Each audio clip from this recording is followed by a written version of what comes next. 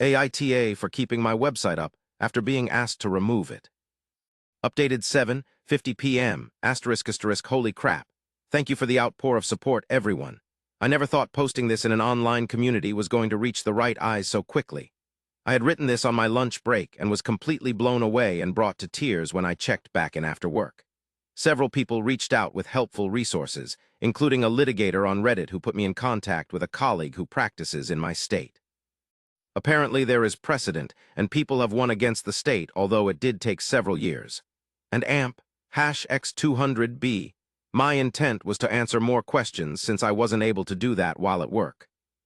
I was also going to post the website as that has been a popular request. However, I've been told not to continue further discussions beyond what I have already posted if I wish to pursue a civil suit. And AMP, #X200B. Just a couple things I want to address in my update here. Some people are saying I'm leaving out details. My original post was much longer, but there's a 3,000 character limit imposed.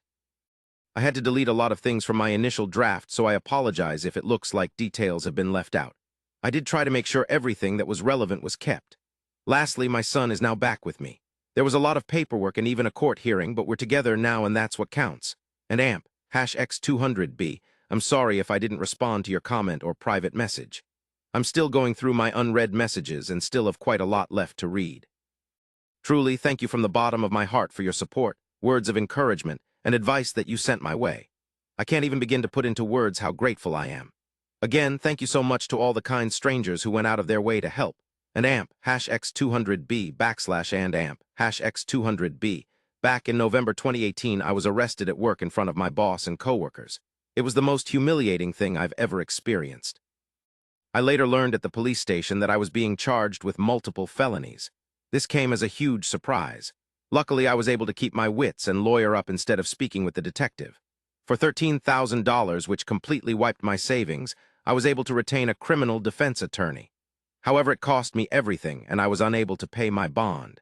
This resulted in me staying in jail for a total of 54 days. At a status hearing, my attorney presented video evidence of me gassing up my car 3 hours away from where the crimes took place, and I ended up having all my charges dismissed. When I finally got out, I learned that I had lost my job, was in the process of being evicted, and my son was in the state's care. His mother is a heroin addict, and I haven't spoken to my own parents in nearly 15 years. They wouldn't let him go to my girlfriend because they didn't consider her family. And AMP, #X200B, since my release, I've learned that I can't sue the police, and no one gives a shit that I was locked up for 54 days because the detective did poor investigation work. I've gone to the local press about this and was told that what happened to me happens quite a bit. They took down my info but never followed up. So what I did was create a website sharing my story. I also uploaded the police report and some other documents from the discovery. Literally, the only reason why I was arrested was because an eyewitness said they saw me.